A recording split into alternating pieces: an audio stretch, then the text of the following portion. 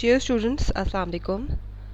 Today's agenda is to cover your experiment number 9 and 10, which constitutes the design and simulation of a synchronous counter using D flip-flop. And I have specified using D flip-flop because I know that you have already gone through the design of a D flip-flop in Microwind, and it will not be much difficult for you to extend that concept further. So, as I previously said, that we will be moving on to the uh, sequential circuits applications, and this is one of the application, very trivial application of a sequential circuit. So let's see that how we are going to design that, and also I assume that you are already familiar with the design of a synchronous counter, and there are multiple ways that you can design a synchronous counter, but in this particular case we are using flip-flops, right? So the objective of this lab is that you are going to design a CMOS circuit for a synchronous counter using D flip-flop. Not particularly at the CMOS level, but I will expect you to draw it using the gate level design, so that it will be easier for you to extend that in the form of a counter. And also you are required to draw a stick diagram and an area efficient layout design in Microwind using the design rules of 90 nanometer technology, right? So this is showing you, the slide is actually showing you the previous part that you have already performed, that is the design of a D flip-flop. So you're already familiar that a D flip-flop consists of 5 NAND gates, and you can extend it using जो आपने already microwave के ऊपर इसका module बनाया हुआ है, आप उसी को ही कॉपी पेस्ट करके इसको फर्दर एक्सटेंड कर सकते हैं, right? So I have presented the design of a D flip-flop 2-bit counter. So we already know that जितने बिट काउंटर होगा उतनी ही उसकी उतने ही हमें फ्लिप-फ्लॉप्स की ज़रूरत है. So in this particular case, A and B are representing the D flip-flop A and D flip-flop B. The 2-bit counter है, so this means that we are going to use 2 flip-flops A and B. And obviously D flip-flop है तो इसकी एक ही input है DA and DB, right? And इसकी outputs obviously 2 possible states हैं, and both the states are going to be inverted of each other. And since it is a synchronous counter, so a single clock is being applied to both the flip-flops. And इस particular design में एक XOR gate भी use हुआ है, which is combining the outputs of both the flip-flop, and at the output of this XOR gate we are connected the input of the first flip-flop. So ये design derive किस तरह से हुआ था, because I assume that आपको ये चीज़ already पता होगी. If not, if you have forgotten that part of DLD, so I will recommend you to first go through the designs of the synchronous counters and also asynchronous counters. तो ये चीज़ आपको आपके background knowledge में already होना चाहिए, that synchronous and asynchronous counters को आप किस तरह से डिज़ाइन कर सकते हैं, right? तो इस particular case के अंदर let's go to the whiteboard. So इस particular case के अंदर हमारे पास दो outputs हैं, QA and QB. So this means that we have 2 bits, 2-bit counter. So this means that इसकी possible output states कौन कौन सी हो सकती हैं? Obviously 2 raised to power 2, 4 possible states हो सकती हैं. Either it could be 0 0, 0 1, 1 0 और 1 1. So this means that ये counter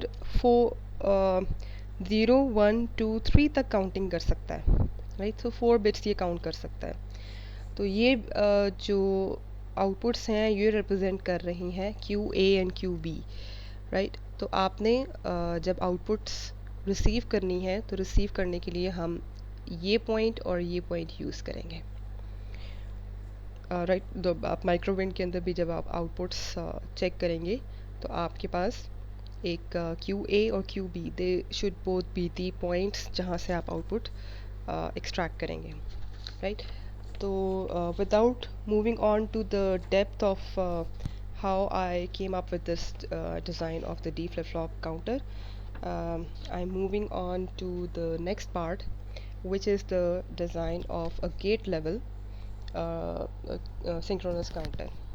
Right, so now I'm going to extract this D flip-flop, single D flip-flop design using the gate level, जो कि मैंने slides में भी दिया हुआ है।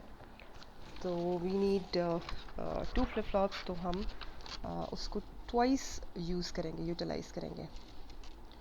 राइट, तो फर्स्ट डी फ्लिप फ्लॉप का डिज़ाइन जो है that is something like this.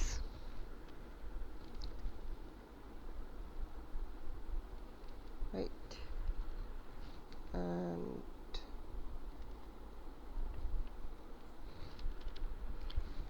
और we need another gate here, another here. So,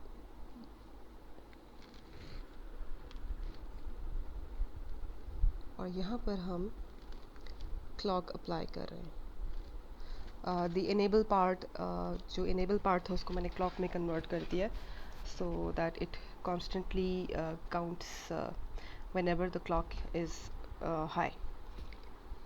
Right, so this is ये फर्स्ट फ्लिप फ्लॉप का डिज़ाइन है।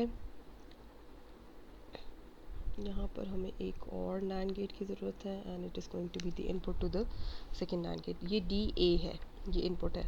राइट, और यहाँ से हम फीडबैक रिसीव कर रहे हैं यहाँ पर, और यहाँ से हम फीडबैक यहाँ पर अप्लाई कर रहे हैं। राइट, तो this is going to be Q A. ये चूँकि ए फ्लिप फ्लॉप है तो इसी वजह से हमने इनकी इनपुट्स और आउटपुट्स के नाम भी चेंज कर दिए हैं, और this is going to be a complement. Similarly अब हम जो सेकंड बी फ्लिप फ्लॉप था, फ्लिप फ्लॉप बी, उसके लिए भी हम सेम डिज़ाइन रिपीट करेंगे।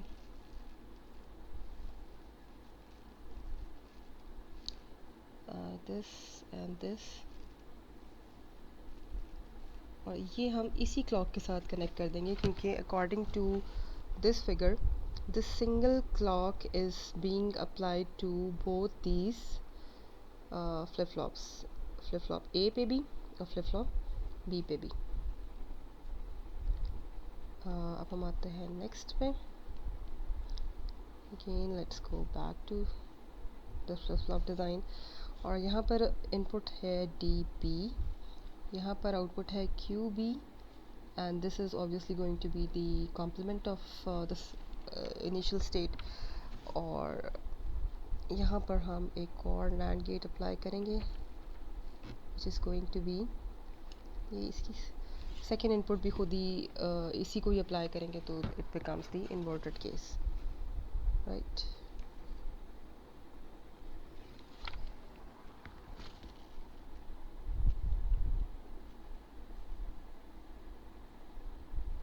थोड़ा सा यहाँ पे let's try to correct this.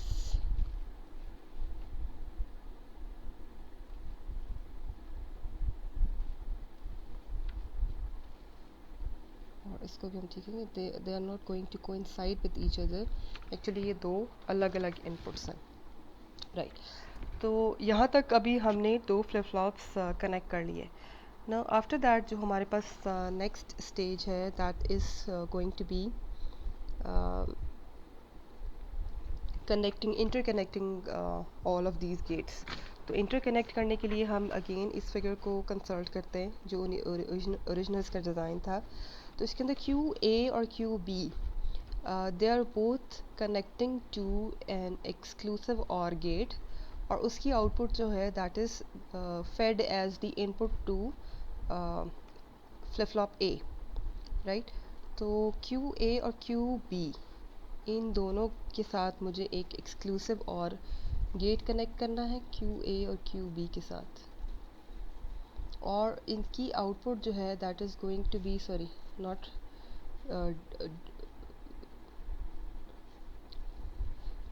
Yes DA के साथ ही कनेक्टेड है, राइट। तो हम इसको DA के साथ कनेक्ट कर देंगे, राइट हियर, ठीक।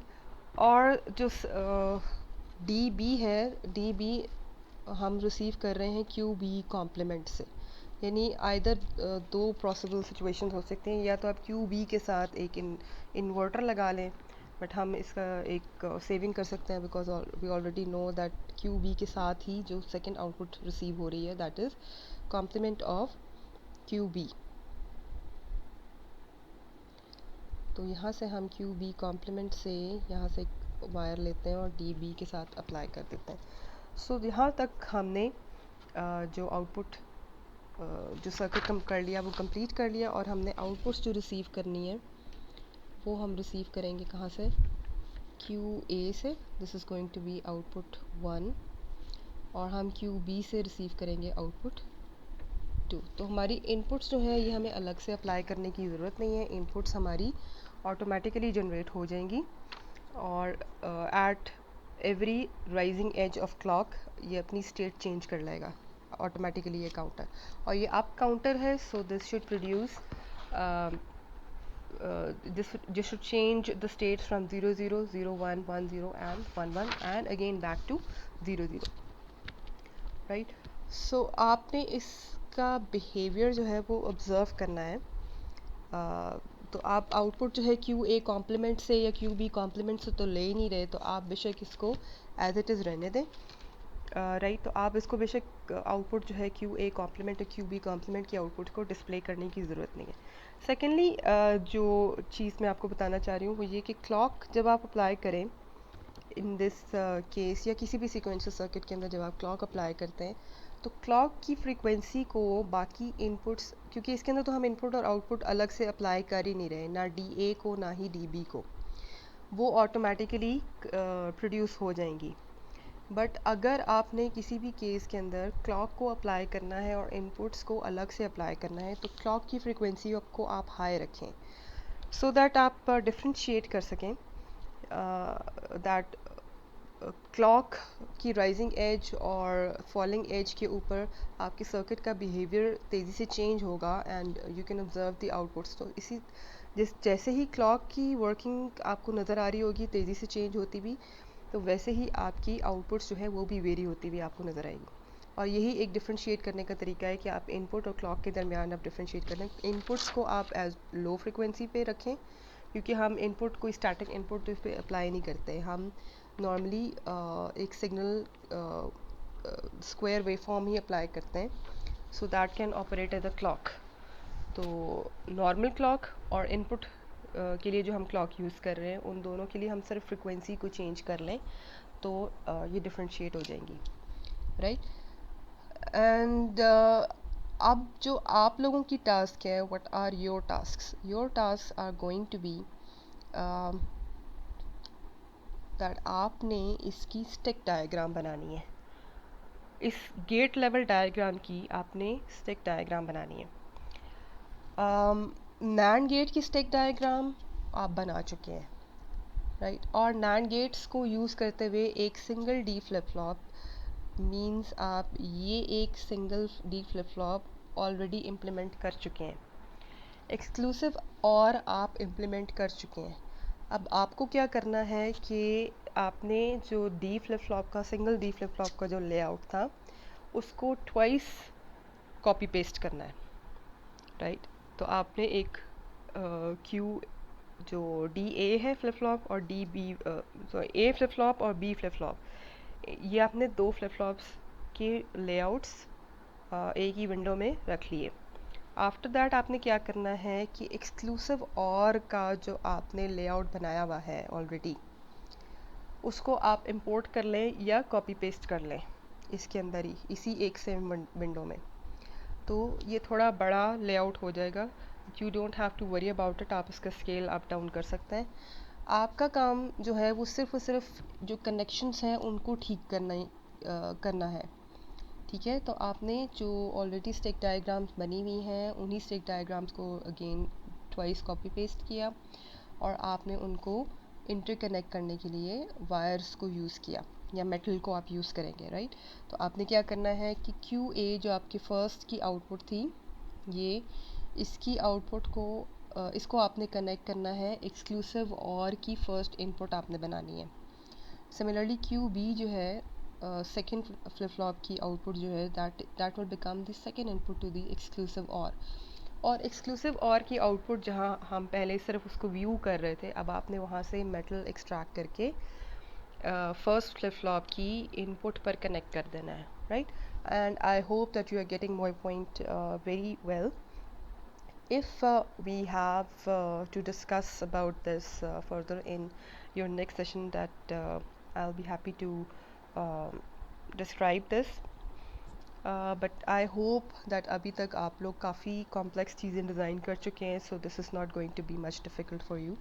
सिर्फ आपने कनेक्शंस ठीक करने हैं और आउटपुट्स आपने सिर्फ और सिर्फ क्यू ए और क्यू बी पर चेक करनी है। और क्यू ए और क्यू बी को आप कंबाइन, जब आप बेशक आउटपुट्स डिस्प्ले अलग अलग हो रही होंगी क्यू ए और क्यू बी की, बट आपने उनको व्यू इसी तरह करना है कि Q A is representing as the first bit of the counter and QB is representing as the second bit of the counter at every stage.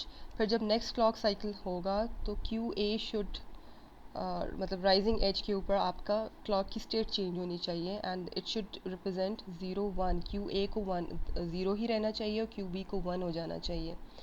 And again next rising edge clock का आएगा तो state again change होनी चाहिए, which means that Q A को 1 हो जाना चाहिए और क्यू बी को 0। And lastly again next rising edge के ऊपर क्यू ए और क्यू बी बोथ को 1 हो जाना चाहिए। And after that again next rising edge के ऊपर ये शिफ्ट बैक करेगा to its initial state 0 0, Q A और क्यू बी बोथ को 0 0 होना चाहिए। तो आपने इसको व्यू इकट्ठे करना है, आप you will consider both of these bits as together.